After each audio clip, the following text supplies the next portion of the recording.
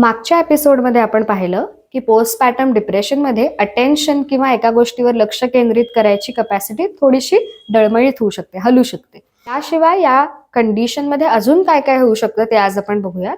Postpartum depression झालं असताना जेवण, भूक कमी किंवा खूप जास्त असं प्रमाण त्याचं असंतुलित होऊ शकते की उगाचच खूप खूप खूप भूक लागते किंवा फीडिंग असूनही बिलकुल भूक लागत नाहीये.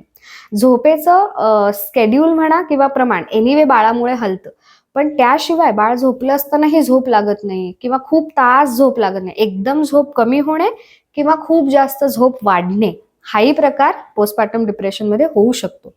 आपण म्हणूयात गरज नसताना वजन वाढतंय किंवा एकदम कमी होते, हाही एक इंडिकेटर असतो की पोस्ट डिलिव्हरी पोस्टपार्टम डिप्रेशन असण्याची शक्यता आहे. हे सगळे एक एक फॅक्टर आपण नाही बघणार आहोत, एकत्रितरित्या आधीच्या गोष्टी ज्यांना धरून हे सगळे कॅरेक्टरिस्टिक्स दिसू शकतात.